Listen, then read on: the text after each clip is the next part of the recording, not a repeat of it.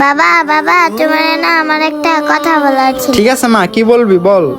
বাবা দেখতে দেখতে তো 5-6 রোজা চলে গেছে, এক রোজাতেও তো ভালো মন্দ কিছু খেতে পারি নাই। ওই যে দেখো একটা গোস্তুর দোকান, ওইখান থেকে গোস্ত কিনো। গোস্তের কেজি যে কত করে? কি হয়েছে ভাই, আপনারা এখানে দাঁড়ায় আছেন কেন? কিছু বলবেন?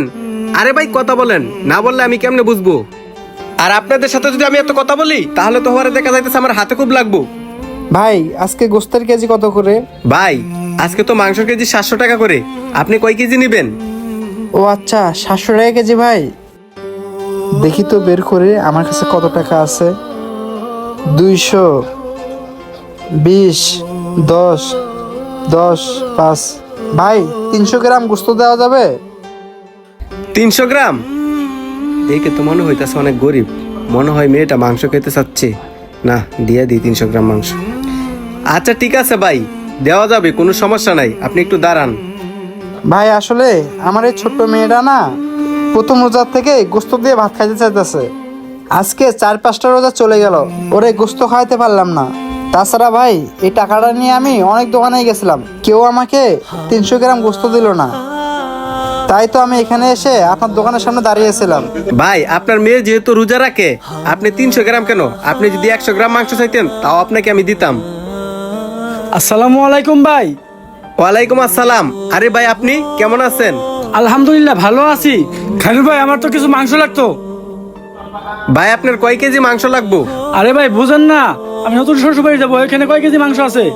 ভাই সবগুলো মিলে 10 কেজির মতো মাংস হবে। এখান থেকে আমার 300 গ্রাম মাংস ওই ভাইটাকে দিতে হবে, কারণ ওই ভাইটা অনেকক্ষণ ধরে এখানে দাঁড়ায় রয়েছে। আরে ভাই তাড়াতাড়ি করেন, আমার আবার শ্বশুর বাড়ি যেতে হবে। বাবা আমাদের কি গোস্ত দিবে না? হ্যাঁ রে মা, দিবে, একটু ধৈর্য ধর। ভাই ওনাকে 300 গ্রাম দেন 600 গ্রাম দেন, সেটা আমার দেখার বিষয় না। আমার 10 কেজি মাংস লাগবে, কম হলে চলবে না। ভাই 300 গ্রাম মাংস কম নিলে আপনার হয় না? 300 গ্রাম মাংস কম নেবো মানে? আপনি কি আমার সাথে মস্করা করেন? আরে ভাই আপনি বুঝতেছেন না কেন? আমি শ্বশুর বাড়ি যাবো, আমি 300 গ্রাম মাংস কম নেবো? আমি কি ভুকিনি নাকি? আরে ভাই আমি আপনার সাথে মস্করা করবো কেন? ওই ভাইকে আমি কথা দিচ্ছি 300 গ্রাম মাংস দিব, এই জন্য আপনাকে বলছি 300 গ্রাম মাংস কম নেন। ওই মিয়া, আমার 10 কেজি মাংস কি কম হয়ে গেছে গা? আপনি 300 গ্রাম দেওয়ার লেগে ব্যস্ত হয়ে গেছেন গা। কি ব্যাপার, এই লোকটা মাংসওয়ালার সাথে এরকম আচরণ করতেছে কেন?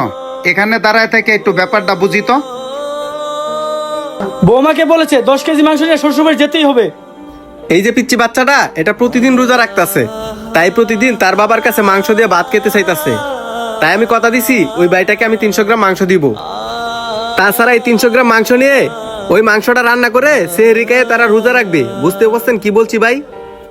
ওনার আপনার কাছ থেকে মাসে কয় কেজি মাংস নেয়, আর আমি প্রত্যেক মাসে 20 থেকে 25 কেজি মাংস নেই। হ্যাঁ ভাই, আপনি যে 20-25 কেজি মাংস নেন আমি তা মানলাম।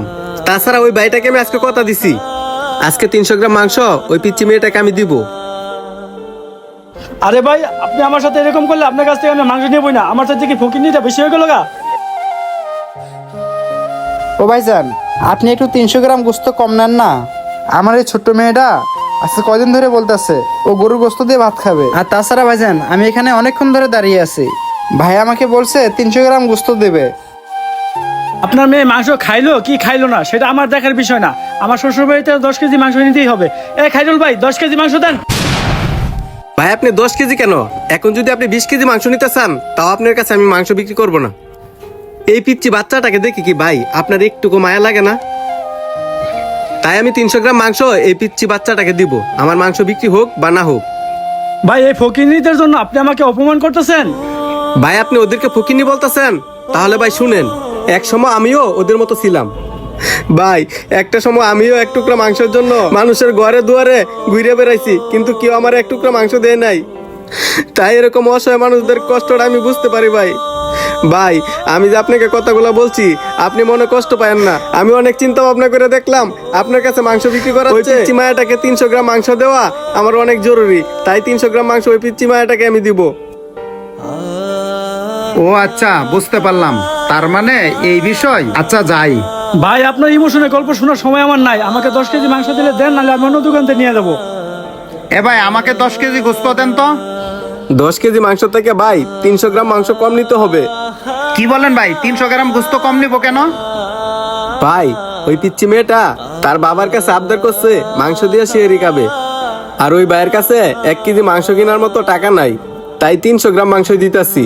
ও আচ্ছা, ঠিক আছে, বুঝলাম। আপনি এক কাজ করেন, আমার 10 কেজি গোস্ত থেকে এই 2 কেজি গোস্ত ওই পিচ্চি মেয়েটাকে দিয়ে দেন। ভাই আমার কাছে তো 2 কেজি গোস্ত নেওয়ার টাকা নাই, শুধু 300 গ্রাম গোস্ত নেওয়ার টাকা আছে। ভাই টাকা তো আপনার দিতে হবে না, টাকা তো আমি দিব। ভাই এই পিচ্চি মেয়েটাকে 2 কেজি গোস্ত দিয়ে বাকি 8 কেজি গোস্ত আমাকে দিয়ে দেন। আচ্ছা ঠিক আছে ভাই, দিতাছি। আপনাকে আমি অনেকক্ষণ ধরে ফলো করতেছি, আপনার এই বিষয়টা আমার কাছে অনেক ভালো লাগলো। আপনি ওই পিচ্চি মেয়েটার কাছে 300 গ্রাম গোস্ত বিক্রি করার জন্য ওই ভাইয়ের কাছে আপনি 10 কেজি গোস্ত বিক্রি করলেন না। ভাই আপনি কোনো চিন্তা করবেন না, বেচাকিনির মালিক তো একমাত্র উপরওয়ালা। আর ভাই আমার টঙ্গী বাজারে একটা হোটেল আছে, ওই হোটেলে প্রত্যেকদিন 20 কেজি করে গোস্ত লাগে, আর ওই গোস্তটা আপনি আমার হোটেলে প্রত্যেকদিন দিয়েন। ভাই আপনি আমার কাছ থেকে 10 কেজি মাংস নেবেন না তো কি হয়েছে? এখন দেখছেন ওই ভাই আমার কাছ থেকে প্রতিদিন 20 কেজি মাংস নিবে, আর বেচা কেনার মালিক তো একমাত্র উপরওয়ালা তাআলা। আর ভাই শুনেন, কখনো কাউকে অপমান করে কথা বলবেন না। আপনি আমার কাছ থেকে 10 কেজি মাংস নিবেন না, দেখেন আল্লাহ তাআলা আমাকে 20 কেজি মাংস বিক্রি করার তৌফিক দান করে দিছে। ভাই ওনার সাথে কথা না বলে ওই পিচ্চি মেয়েটাকে 2 কেজি গোস্ত দিয়ে দেন। আচ্ছা ঠিক আছে ভাই, আপনি একটু দাঁড়ান, আমি মাংসটা রেডি করে দিতেছি। আল্লাহ যা করে ভালোর জন্যই করে। যাই হোক, এখন থেকে আমি প্রতিদিন 20 কেজি মাংস বিক্রি করতে পারবো। এই ধরেন ভাই। ভাই আপনাকে কি বলে যে ধন্যবাদ দেবো সে ভাষা আমার কাছে জানা নেই। ঠিক আছে ভাই, তাহলে থাকেন, আমি চলে যাই। মহান আল্লাহ তাআলা বলেছেন, এই রমজান মাসে যদি কোনো গরিব অসহায়দেরকে সাহায্য করেন, আল্লাহ আপনার ব্যবসায় এবং কাজে রহমত দান করবেন। তো বন্ধুরা, আমাদের ভিডিওটি ভালো লাগলে অবশ্যই শেয়ার করে অন্যদেরকে দেখার সুযোগ করে দেবেন। ধন্যবাদ সবাইকে।